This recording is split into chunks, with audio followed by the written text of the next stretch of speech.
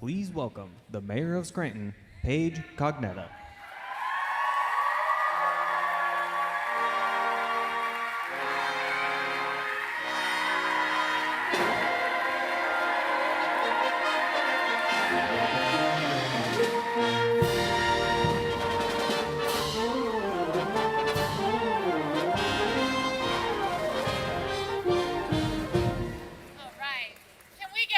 Welcome home, Mr. President. Woo! It is so wonderful to be here with all of you.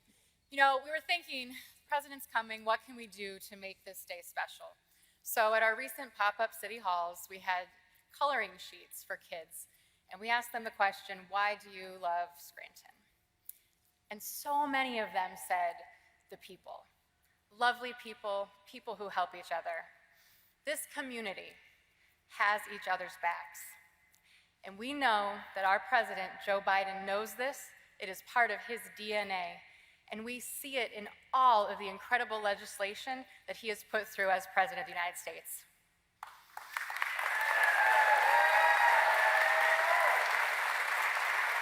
Today, we're here to talk about the Bipartisan Safer Communities Act to give us the resources in cities like Scranton and Wilkes-Barre throughout northeastern Pennsylvania and this whole Commonwealth to fight violence, to prevent violence, to interrupt violence, to make our kids safer, to help our schools be safer. And the president knows how important this is because he is from here, because he knows that we have to have each other's backs as a community if we are going to thrive. It is an honor for us to be here today to welcome him home, to celebrate this landmark legislation. And I want to introduce someone that I have worked with across the aisle of Luzerne and Lackawanna counties since day one when we took office just 2 years ago. And that's Wilkes-Barre Mayor, Mayor George Brown.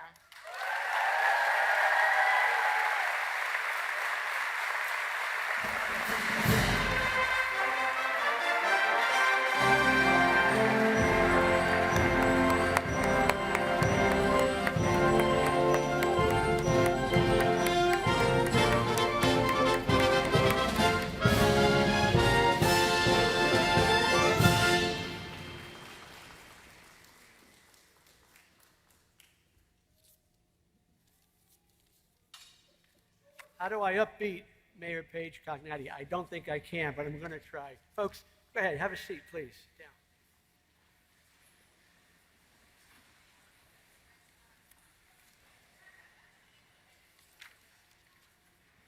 Yes, we're here today, and Joe Biden is here today.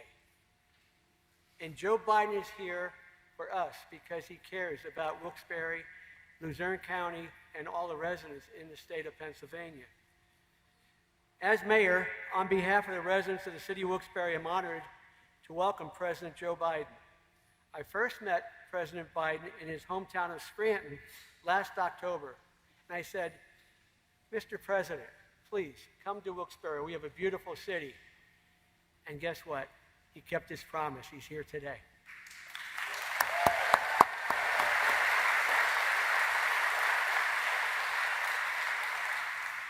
I want to thank the members of the Biden-Harris administration for making this visit possible.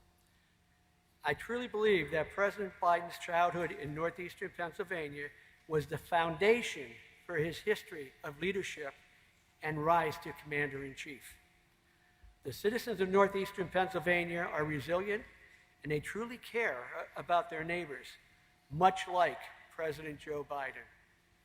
Mr. Biden has stood up for the American people through the implementation of the American Rescue Plan, the Bipartisan Infrastructure Law, and the Inflation Reduction Act. These initiatives are investments that make our community stronger, healthier, and safer.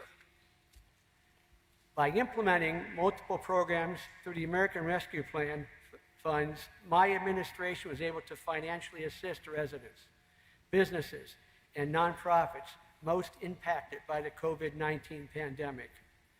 With a focus on public safety, we're able to utilize the planned funds to enhance public safety for residents, businesses, and owners of businesses throughout the entire community. Now, the American Rescue Plan funds have allowed our police to obtain updated equipment to serve and protect the city of Wilkes-Barre. We're able to purchase 10 new police cars. We're buying 10 bicycles, so our police will be on bicycles in the neighborhoods, pure community policing. And we've also purchased other visibility intel that we're going to be using. Things like cameras that will be on body cameras that we have now on all of our officers.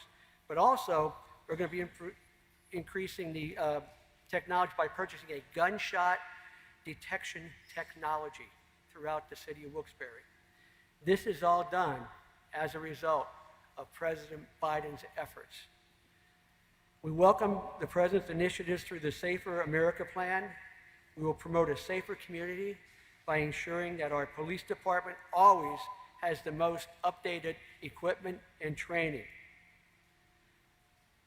In closing, I'm appreciative of President Biden's visit to Wilkes-Barre today, and even more so, the long-lasting benefits of the American Rescue Plan and the path towards a safer Wilkes-Barre through his Safer America Plan. Now, it's my honor to introduce to you President Joe Biden.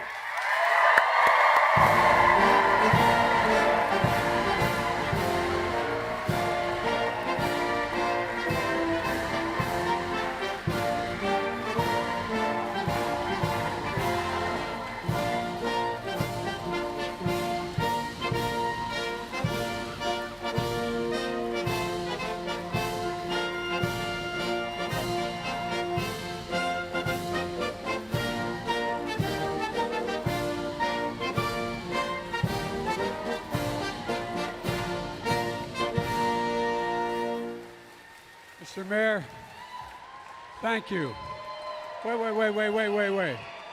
Before you walk down, I wanted the Caseys to come up with me because where I come from, Scranton's Casey's country. We got raised in the same neighborhood in Greenridge, not far from two of the best little candy shops in the whole country. And I just wanted to they can't deny me. That's why I wanted them up here. I want them to know. And by the way, this guy has more integrity in his little finger than most people have in their whole body. That's why I love working with him. Welcome home. And like me, he married way up. Way up. Thank you very much. Appreciate it.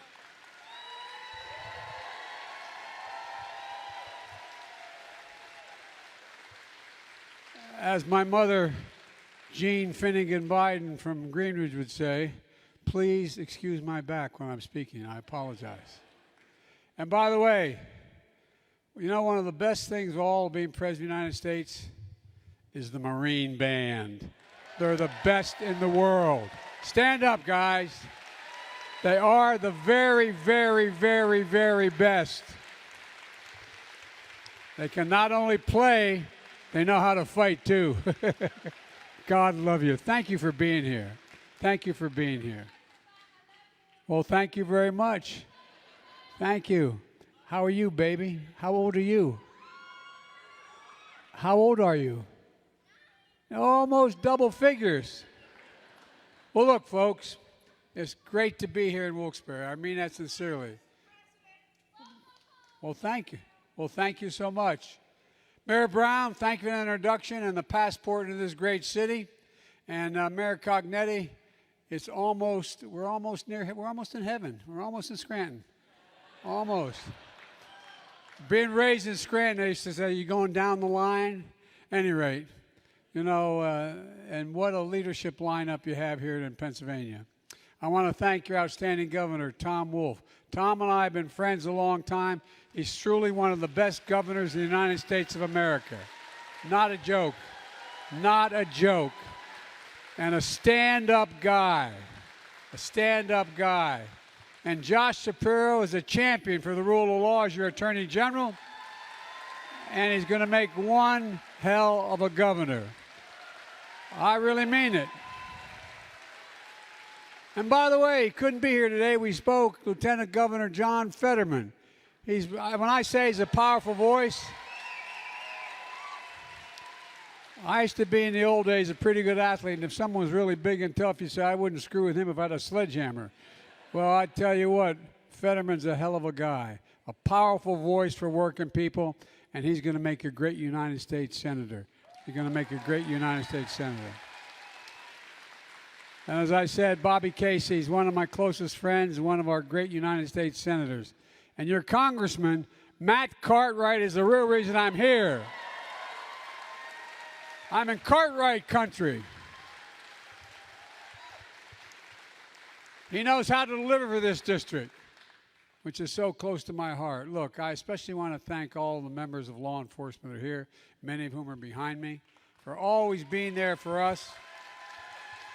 And we should always be there for them. And by the way, also a group that you need badly, you don't really appreciate till you need them, is the firefighters. The firefighters have been with me my whole career, and let me tell you something. There's an old expression, God made man, then he made a few firefighters, because you got to be crazy to be a firefighter. By the way, please sit down. I'm sorry. Please sit down. I keep forgetting. Thank you. But look, when I ran for president, I said I looked at the world the way I looked at it growing up in Scranton, and that wasn't hyperbole. I meant that. What families wanted was in Scranton when I was growing up, with my mom and dad and my grandpa, was the basic as it is today. A decent job, the opportunity to be treated with dignity. Everyone, my dad would say, everybody's entitled to be treated with dignity, just simple dignity. The fact is that they want to be able to go to good schools, in safe neighborhoods, a decent place to live, and just a fair shot for their kids. You know, a peace of mind knowing your kids can go to school or the playground or the movies or the high school game and come home safely and not have to think about it. But for too long, too many families haven't had that peace of mind. They watch the news and they see kids being gunned down in schools and on the streets. Almost every single night you turn the news on, that's what you see. They see their neighbors lose their loved ones to drugs like fentanyl, which is a flat killer. They see hate and anger and violence just walking the streets of America. And they just want to feel safe again. They want to feel a sense of security. And that's what my crime plan is all about. You know, I call it the Safer America's Plan. And both your members of Congress voted for it. It's based on a simple notion. When it comes to public safety in this nation, the answer is not defund the police, it's fund the police. Fund the police. And we expect them to do everything. We expect them to protect us, to be psychologists, and to be sociologists. I mean, we expect you to do everything. I'm not joking. Everything. You realize more police officers are killed dealing with domestic violence than anything else? You realize that? The point is, we ask so much of you. So much of you. I've not met a cop who likes a bad cop. There's bad in everything. There's lousy senators, there's lousy presidents, there's lousy doctors, there's lousy lawyers. No, I'm serious. But I don't know any police officer that feels good about the fact that there may be a lousy cop. And I'm tired of not giving the kind of help they need. Folks, look, we're in a situation in this country where we have to give them additional resources they need to get their job done.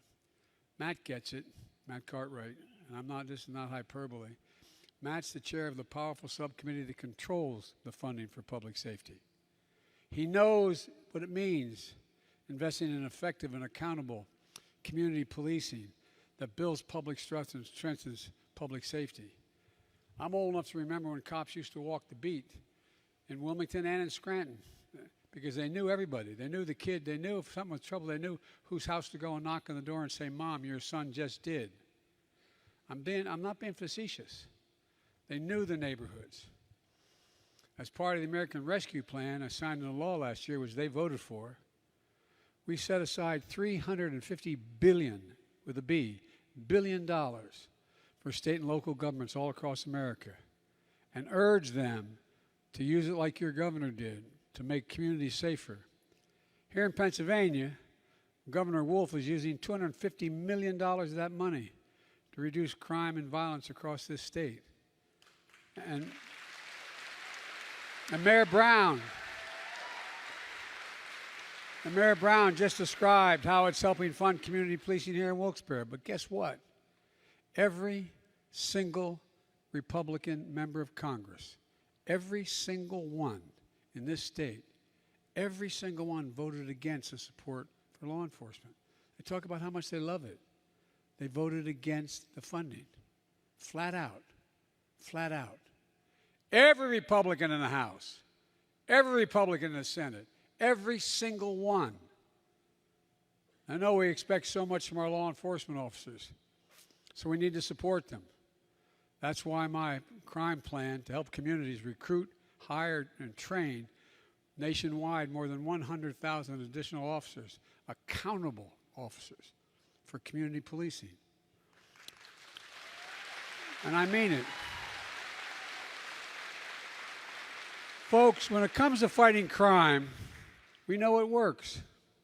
Officers on the street who know the neighborhood, not a joke, who know the neighborhood, who know the families they're protecting, who get the training they need to be able to do their jobs well, who work to earn the community's trust. And as we hire more police officers, there should be more training, more help, and more accountability.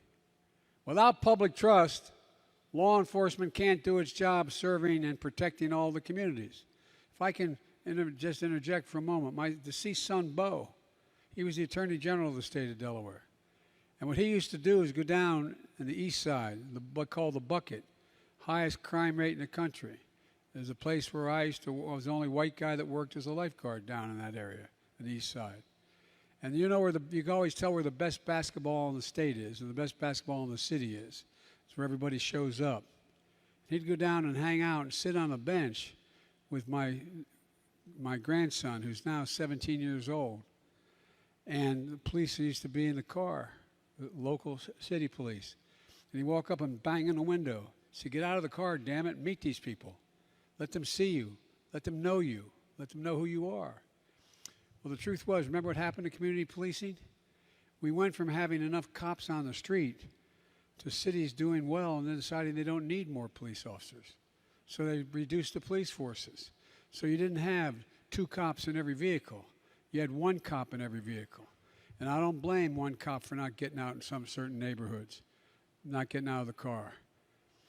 And what happens is, it used to be, I can remember that when my son was the Attorney General, he'd go around in the tougher neighborhoods, and he would ensure that every single cop gave his cell phone number to the local liquor store owner, the local church, the local grocery store, the local hamburger joint. So if there's a problem, they'd pick up the phone and call. Because what do people not want to do in tough neighborhoods? They don't want to be the one identified as turning so-and-so in. I remember going on the east side in Wilmington in one of those old Victorian 2-3-story apartment buildings, and going up to see a woman whose name she's passed away, but won't mention her name now, and stand in that rotunda, that part that stuck out around the building, and she'd say, "Joey, I know what's going on. They all plan it downstairs. I can hear them, but I'm afraid to tell anybody. I'm afraid to tell anybody. The gangs." And so I got her so that I got a phone number for the local cops. She'd call. They promised not to identify her because they knew there'd be retribution. And the crime rate began to drop for real, not a joke. You got to know people. You got to know, and you got to be able to trust the police. The police have to be able to trust the community. But we slipped away from that. We have a hell of a lot fewer cops today than we did when I wrote that initial crime bill. But now we got to get back to it. And by the way, I'm not making the case there aren't bad cops. There's some really lousy cops. There's some really lousy doctors. There's really lousy lawyers. I mean it. But here's the point. As we've seen too often, public trust is frayed and is broken. And it undermines public safety when it gets frayed. It literally undermines safety. Families across the country have to ask, why in this nation, for example, so many black Americans wake up knowing they could lose their life just by living their lives. If you come from neighborhoods like I come from and down in Delaware, if you have a 16 or 17-year-old son and you get your driver's license, you sit down and say, look, if you get stopped, put your hands on the wheel. Don't do anything. Yes, I mean, I'm being serious. I'm being serious. But here's the point. Simply jogging, sleeping on their homes. You know, they made headlines or not, they have a lot of lost souls. Increased trust makes policing more effective, and it strengthens public safety.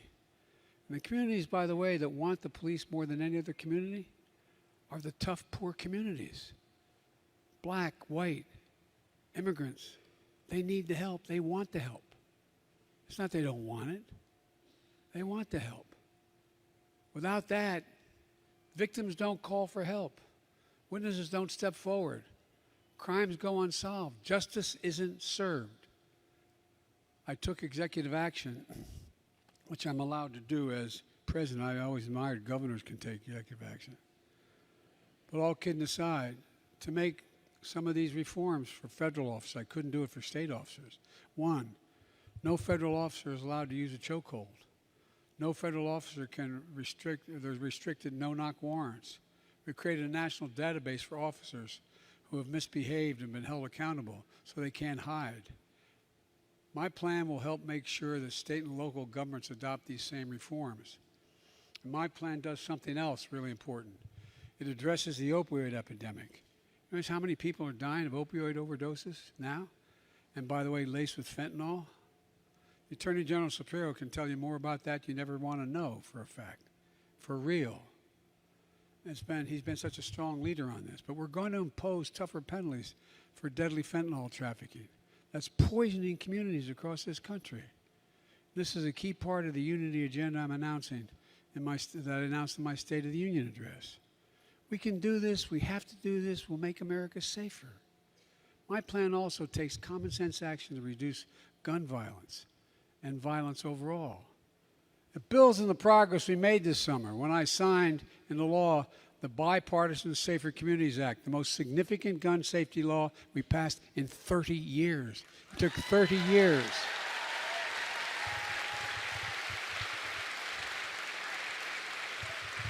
And we beat the NRA. We took them on and we beat the NRA straight up. You have no idea how intimidating they are to elected officials.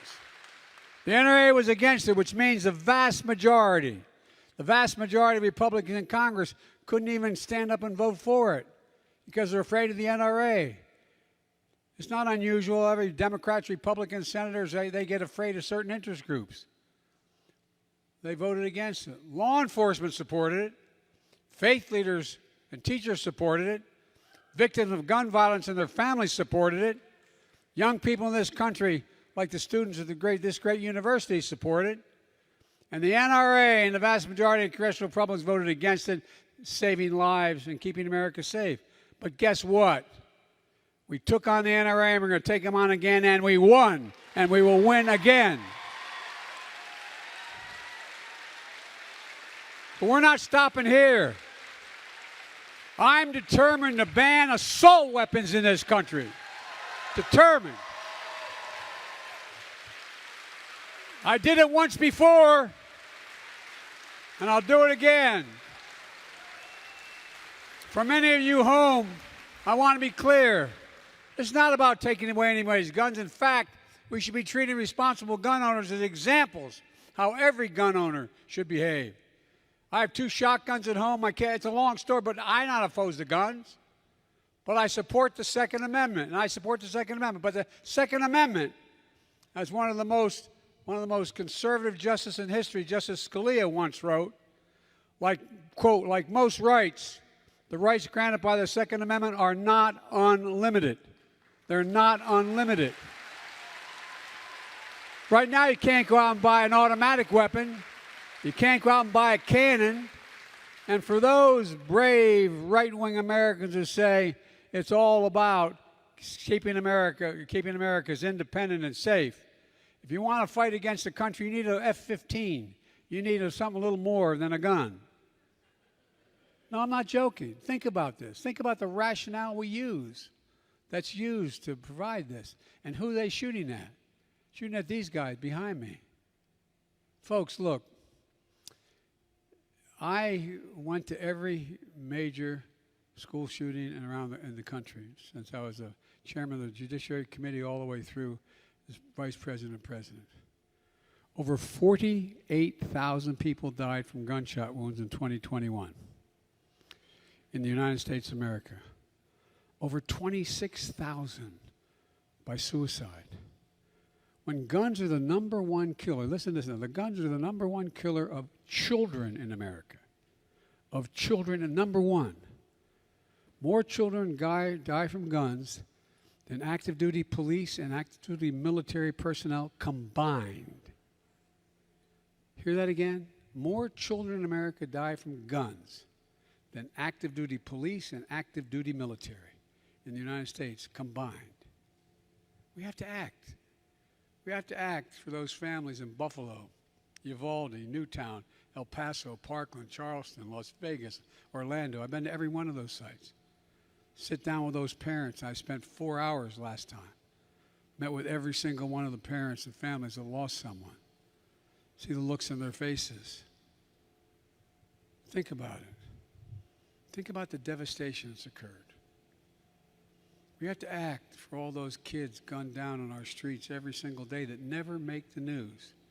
There's a mass shooting every single day in this country, in the streets of America, every single day. You have to act so our kids can learn to read in school instead of learning to duck and cover.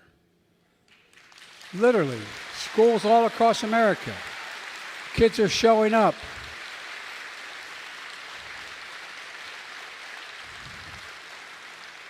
The psychological damage done to our kids, not just COVID, but COVID, what its impact and how it's impacted us. And on top of that, a child going to school, children see this on television. You know, we're living in a country awash with weapons of war. Weapons that weren't designed to hunt or designed to take on an enemy. That's what they were designed to do. For God's sake, what's the rationale for these weapons outside of a war zone? They inflict severe damage. When I was recently in Uvalde, I almost hesitate to say to some of the kids in here, you know what some of the parents had to do? Supply DNA. Supply DNA. Because the AR-15 just rips the body apart. Could not identify the body. A 20-year-old kid can walk in and buy one? DNA to say that's my baby. What the hell's the matter with us? No, I'm not joking. Think about it. What are we doing? And by the way, my dad used to love to hunt in the Poconos when we lived in Scranton. How many deer or bear wearing Kevlar vests? Huh? Not a joke. Do you realize the bullet out of an AR-15 travels 5 times as rapidly as a bullet shot out of any other gun? 5 times, is lighter, and can pierce Kevlar.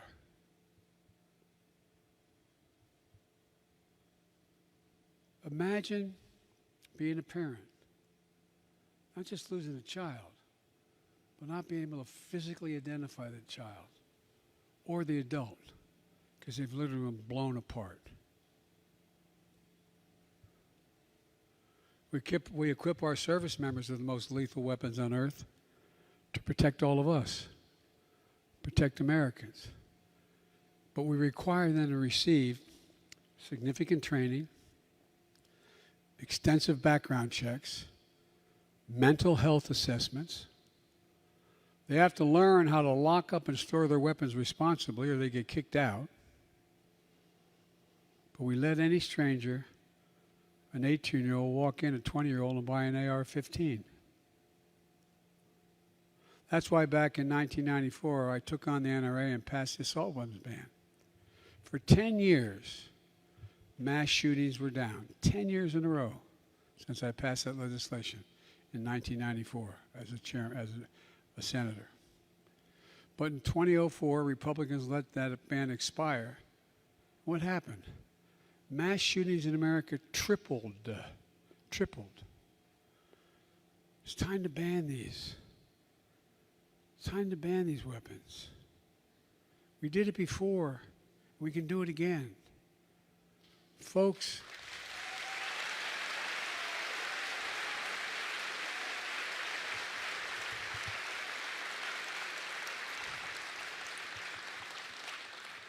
it's time to hold every elected official's feet to the fire and ask them, are you for banning assault weapons, yes or no? Ask them. If the answer is no, vote against them.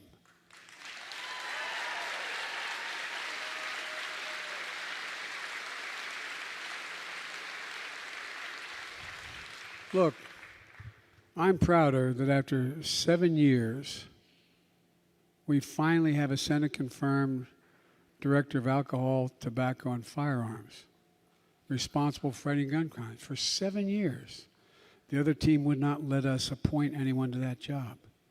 Incredibly important job to help local law enforcement, federal law enforcement, identify the ballistics, a whole range of things. For 7 years. We finally got it passed this time out, barely. 7 years because they didn't want anybody in that job. My plan gives the Bureau the funding to hire more agents, to stop gun trafficking. And by the way, there's a lot of states that don't allow you to purchase certain weapons in the state. But just cross the state line and go buy it next door. Bring it across the state line. Keep guns out. You know what the Mexicans are... Mexico, which has real problems, causing us real problems, you know what their biggest complaint is? Can't we stop gun trafficking across the southern border into Mexico? There are certain gun dealers that are basically not gun dealers, they're wholesalers, providing the weapons to anybody who have the money. Folks, look, we can help local law enforcement. We can solve more gun crimes if we have someone heading up, which we finally do, this organization that's designed to track this kind of behavior. Finally, my plan invests in crime prevention programs that help keep young people from getting in trouble in the first place. Under my plan, communities can, one, provide after-school and summer job programs they get paid for. More access to mental health and drug counseling. More social workers and housing to keep people off the streets instead of when they get out of jail to get $25 and a bus ticket and end up under the same bridge that they were under before.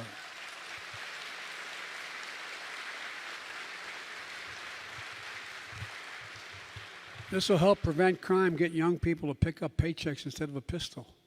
At the same time, we need to help people getting out of prison successfully re-enter society so they don't get in trouble again. If you served your time, you shouldn't be deprived of being able to, if you've served it, you shouldn't be deprived of being able to get a Pell Grant to go to school. You shouldn't be able to get a degree. What's the best thing you can do? Make them productive. They should get access to good jobs where they can earn a decent living. All these steps will prevent crime, not increase it. Let me close with this. A safer America requires all of us to uphold the rule of law, not the rule of any one party or any one person. Let's be clear. You hear some of my friends in the other team talking about political violence and how it's necessary. Think about this now. Did any of you think, even as old as I am, you've ever been in an election where we talk about it's appropriate to use force, political violence in America? It's never appropriate. Never, period. Never, never, never. No one should be encouraged to use political violence. None whatsoever. And look, you know, if we're in a situation where, to this day, the MAGA Republicans in Congress defend the mob that stormed the Capitol on January 6th. Defend them. You all saw it. I don't care how frustrated you are. You know, when I showed up, one of the things I learned as president, even though I'd been vice president for 8 years and done a great deal of the foreign policy for the administration, I showed up at a meeting of the major democracies called the G7. And I sat down. It was in England. And I sat down for this 3-day conference, and I said, America's back. And Macron, president of France, turned to me and said, for how long? For how long? They made a discussion with Schmidt and all that. I mean, just for how long? And one of them said to me, imagine, Joe, if you turned on the television in Washington, D.C., and saw a mob of 1,000 people storming down the hallways of the parliament, breaking down the doors, trying to overturn an outcome of election, and killing several police officers in the meantime. Imagine. Imagine what you'd think. Think about what the world saw. Not what we saw, what the world saw. Did you ever think the United States that would happen? What I find even more incredible is the defense of it. Cops attacked and assaulted, speared with flagpoles, sprayed with mace, stomped on, dragged, brutalized. Police lost their lives as a result of that day. Police lost their lives. One of the officers said it was worse than anything he had experienced in war in Iraq. So let me say this to my MAGA Republican friends in Congress. Don't tell me you support law enforcement if you won't condemn what happened on the 6th. Don't tell me.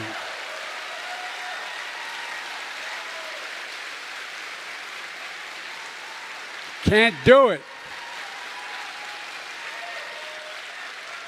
For God's sake, whose side are you on? Whose side are you on? Look,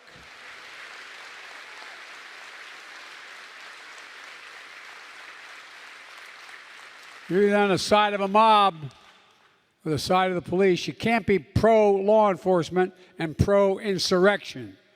You can't be a party of law and order and call the people who attacked the police on January 6th patriots. You can't do it. What are we teaching our children? It's just that simple. And now it's sickening to see the new attacks on the FBI, threatening the life of law enforcement agents and their families for simply carrying out the law and doing their job. Look, I want to say this as clear as I can. There's no place in this country, no place, for endangering the lives of law enforcement. No place. None, never, period. I'm opposed to defunding the police. I'm also opposed to defunding the FBI. Look, there's no greater responsibility for government than ensuring the safety of our people. Every parent should be able to know when their kid leaves home to go to school or just walk the street, they're going to come home safely. We can do this. We have to do this. We just need to remember who we are. We are the United States of America.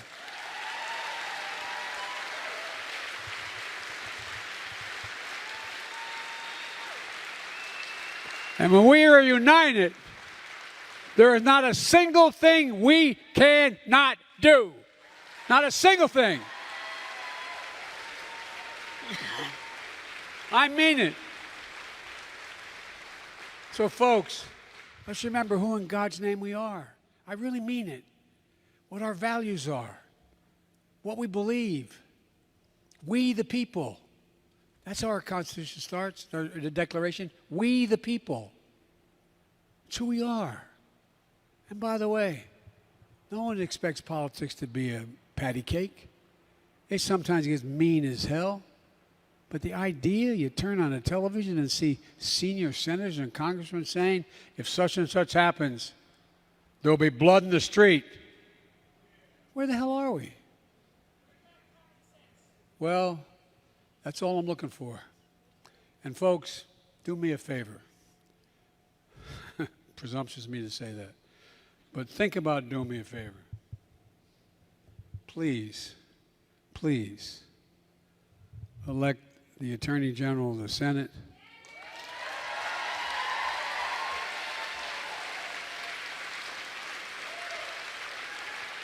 Elect that big old boy to be governor.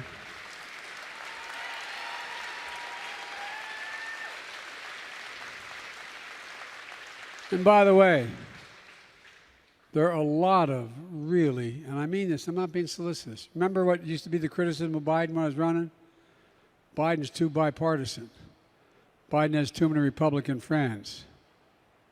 There's a lot of Republicans I've worked with for all the years in the Senate. I got a lot done. We respected each other. When we disagreed on principle. We then went and had lunch together. Not a joke. What in God's name has happened to that in the United States of America? So, folks, let's bring it back. We can do this. God bless you all, and may God protect our troops. Thank you, thank you, thank you.